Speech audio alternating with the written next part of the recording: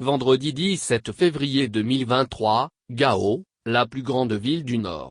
À peine à 1200 km au nord de Bamako, nous sommes au plein cœur de la capitale de l'Empire songhay, fondée par Soni Alibert au XVe siècle. Des plaines agricoles et des élevages de bovins et d'ovins architecturent le paysage. Le long des routes, s'étendent à perte de vue des champs et pâturages, délimités parfois par quelques mares et affluents du fleuve Niger. Loin des combines politiques de Bamako, des villages avec leurs écoles et leurs commerces jalonnent la nationale 16. Coincé entre le fleuve Niger et le désert, Gao vit au rythme des saisons et des cultures vivrières. Sur les ondes des radios de la cité des Askia, Nata, Anna, Kohima ou Anya, les habitants ont vent du climat tendu à Bamako, scrutin à venir, de la guerre en Ukraine ou du sommet de la CEDEAO. Tout ceci paraît loin. Les justifications des réformes à Bamako leur paraissent floues même si des leaders autoproclamés de la région parlent en leur nom. Comme me dit un ami, on ne leur a rien demandé. Voilà le contexte dans lequel Kshogel Kamaïga rend visite aux habitants de Gao. De son vrai nom Chouaïbou Issoufi Souleymane, le Premier ministre Kshogel Kamaïga foule Gao, terre de ses ancêtres, presque 2 ans après sa nomination à la primature le 7 juin 2021. Accueilli en prince, M. Maïga témoigne sa reconnaissance à son peuple pour l'avoir soutenu durant sa convalescence. Partout, les notables, les élus, les jeunes acclament l'enfant de Tabango.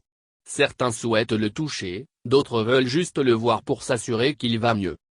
Tout se déroule comme prévu jusqu'à ce grain de sable, l'annulation des visites de terrain du Kshogel Kamaïga à Ansongo et à Bourem pour des raisons sécuritaires.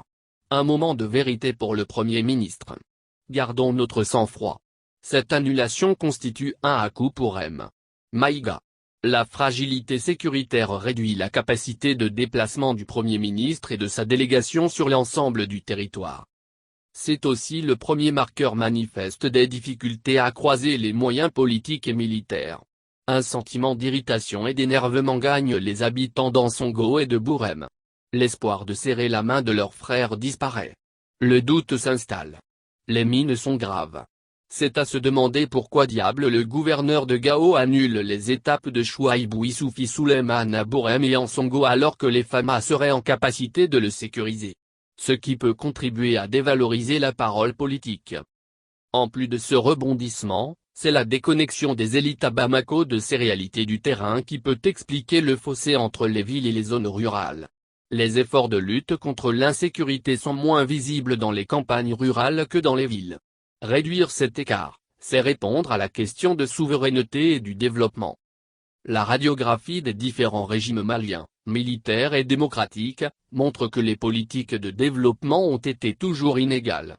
Bien évidemment, la réforme de décentralisation des années 1990 a tenté de réduire les écarts entre les territoires, de rapprocher les citoyens des décideurs.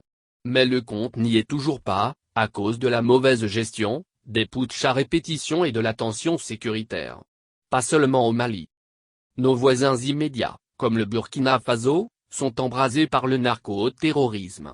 Le 17 février dernier, dans la province de l'Oudalan, une 50aine de soldats burkinabés meurent dans une attaque narco-terroriste. Chaotique. Au Mali, le 21 février dernier près de Songobia, Bandiagara, 3 casques bleus ont été tués par un engin explosif. Cauchemardesque. L'insécurité ronge les transitions. Le yo-yo des rapports de force enjoint nos États de réinventer les ficelles des politiques sécuritaires pour créer les conditions de la paix. Par une diplomatie de dialogue, il est temps de rallier tous les acteurs, société civile, syndicats, opposants politiques, citoyens, chefs de village, élus locaux. Par réalisme, nous devons construire une diplomatie plus organisée et proactive pour ramener tout le monde à la table du dialogue. La nécessité d'engager un vrai processus de dialogue politique s'impose. La conférence des chefs d'État et de gouvernement réitère la nécessité d'ouvrir l'espace politique à tous les acteurs des 3 pays et d'assurer un dialogue politique inclusif, extrait du communiqué final du sommet extraordinaire de la conférence des chefs d'État et de gouvernement de la CEDEAO du 18 février 2023 à Addis Abeba. Nous sommes nous tous préoccupés par la paix et la sécurité. À Gao comme dans l'Oudalan, à Ansongo comme à Ourcide, le besoin de souffle démocratique presse. D'ailleurs, la preuve de la démocratie, c'est qu'on s'en réclame.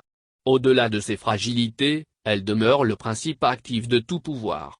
Le chahut de la conférence de presse de l'appel du 20 février pour sauver le Mali pour le retour des civils au pouvoir et la dégradation des biens de la maison de la presse appelle à apaiser le climat sociopolitique. Le reniement des libertés publiques n'est pas la solution. Elle ne peut générer que de la violence.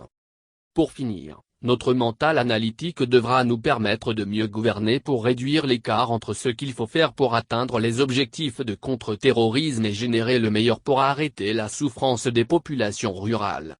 Gouverner, c'est aussi faire l'épreuve de l'échec, se frotter aux situations nouvelles.